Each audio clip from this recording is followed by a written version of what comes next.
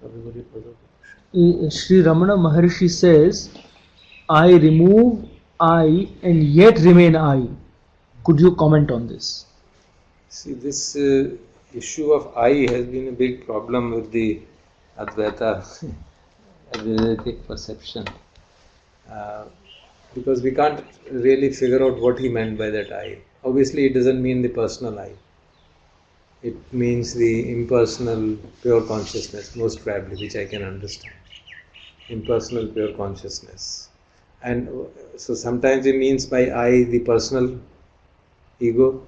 So after removing the ego, also the impersonal consciousness, pure consciousness will remain. So probably that is the meaning. It is anybody's guess what he meant really. What sounds logical to me is only this, that I have removed the personal ego and still that impersonal pure consciousness awareness remains. And they probably use the word self or I for that also. So that creates a confusion.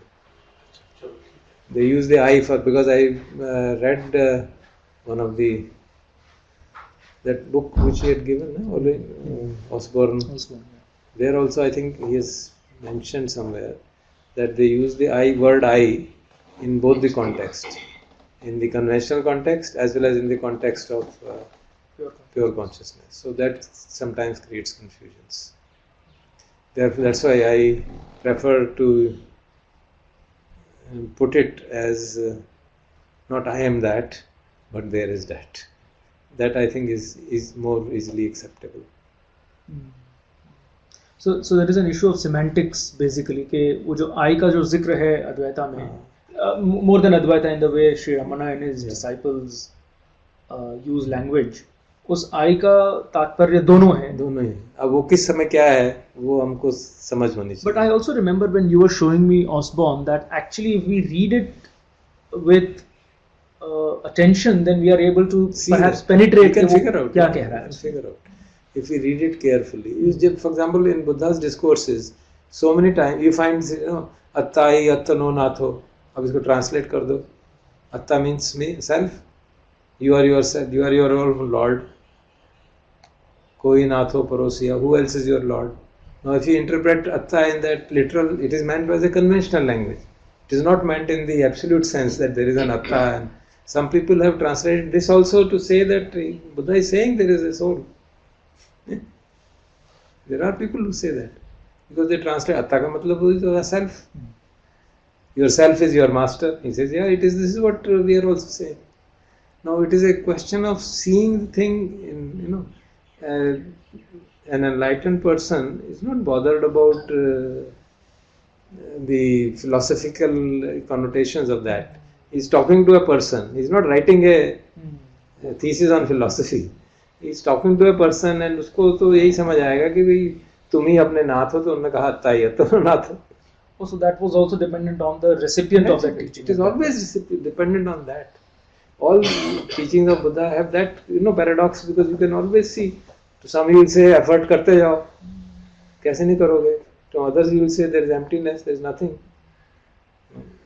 If we try to mix up them together, don't see the context, we can draw wrong conclusions. Same thing I think must be happening with Advaita, because many of the people have taken Advaita to be a philosophical system and made it into a philosophical system, and therefore not made it into a investigative system of investigating the nature of reality.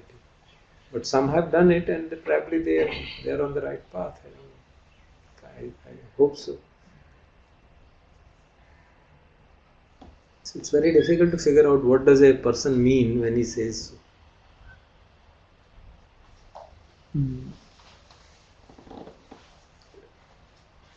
And Sudhakar originally mentioned that this Abhidhamma model of explanation really helps to avoid this confusion. Yeah, certainly.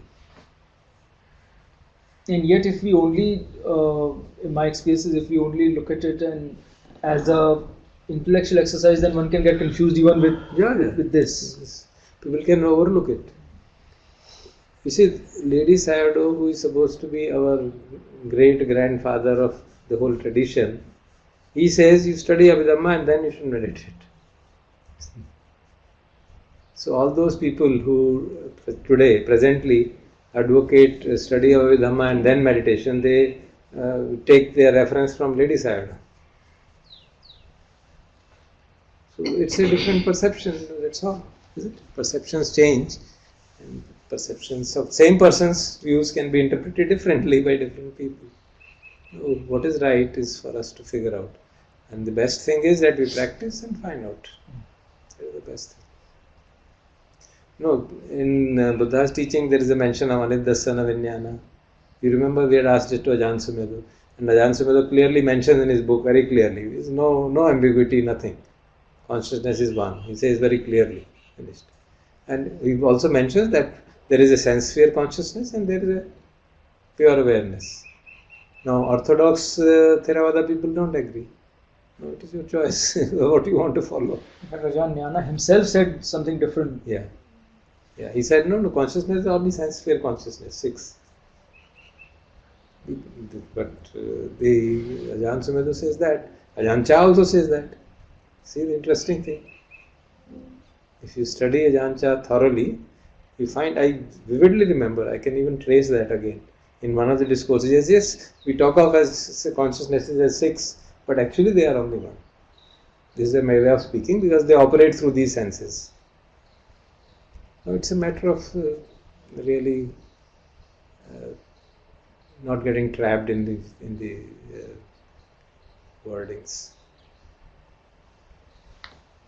So when the Buddha talks of Anidassana Vijnana, then orthodox Theravada people say it has remained an enigma, what is meaning. So you've just given up, that's all.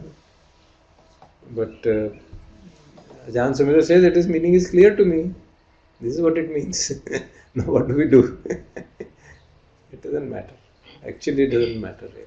As long as we practice Satipatthana properly, things will reveal themselves.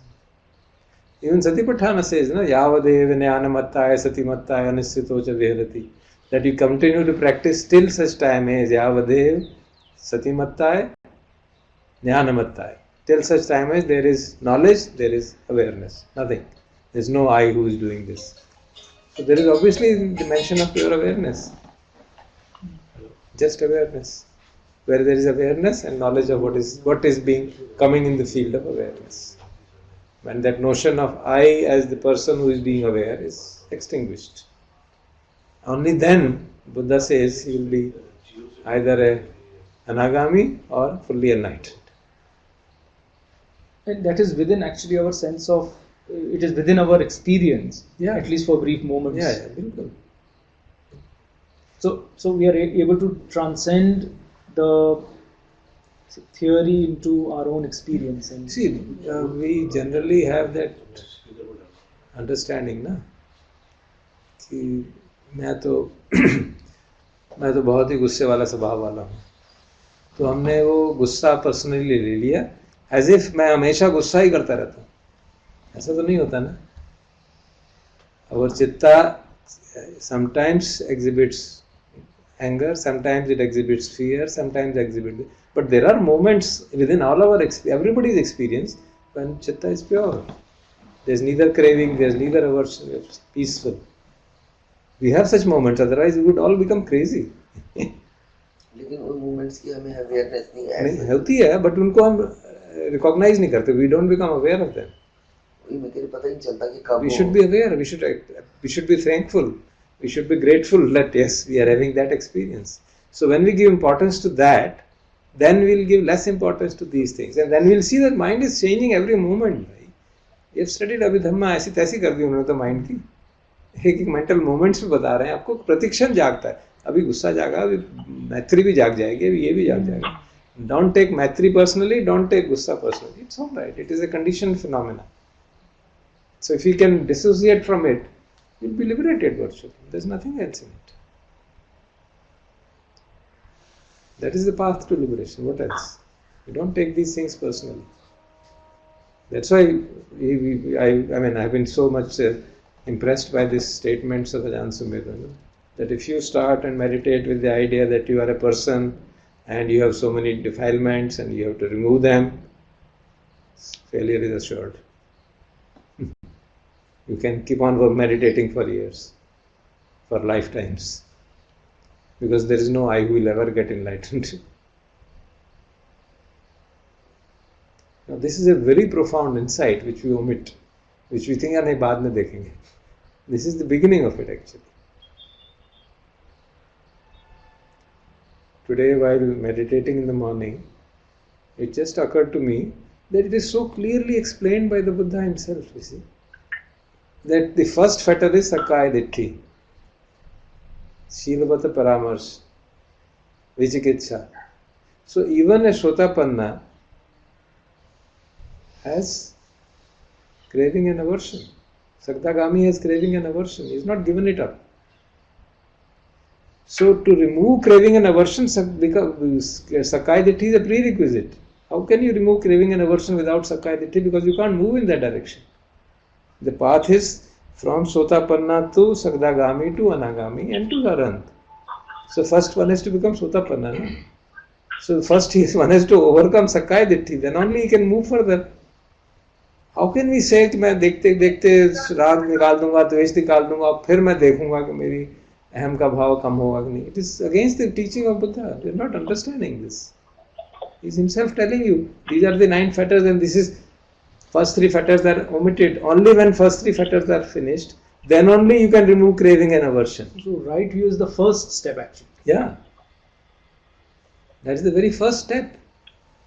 Buddha himself put down Samma Ditthi as the first step.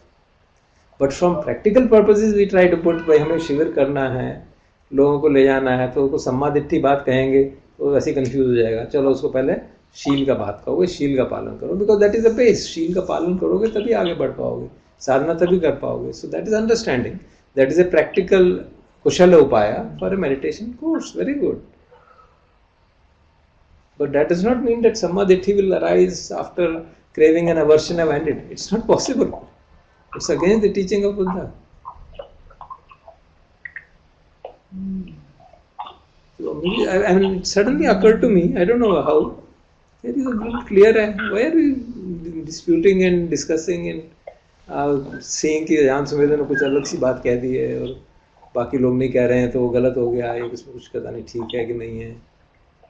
It is inherent in the. It is inherent in the teaching of Buddha, in the path, in the root itself. It is inherent in the root. Sakkaya Ditthi आगे नहीं बढ़ जाएगी तो आगे शील और जो even Sakdagami has craving and aversion. He's only reduced it substantially. Only in Anagami craving aversion is reduced, completely eliminated. So we think that we'll remove craving and aversion first and then we'll get. How can you do it? It's not possible. Buddha is telling you, no, ऐसा नहीं होगा. तो हम तो ऐसे ही करेंगे, कर लो. This is what Ajahn Sumedho is effectively telling. Yes. And so Rakesh is also saying, wow, Sakkaya Ditthi first, then Raga, then Dosa. Yeah, Correct. No, but it's true. it's quite obvious. Buddha is saying it. It just occurred, it struck me. यार हम हमेशा doubt करते आ रहे थे कि हम तो पता नहीं ये Ajahn Sumedho कहते रहते हैं. The issue is not Ajahn Sumedho. It's not issue of Ajahn Sumedho. It is issue of Buddha himself.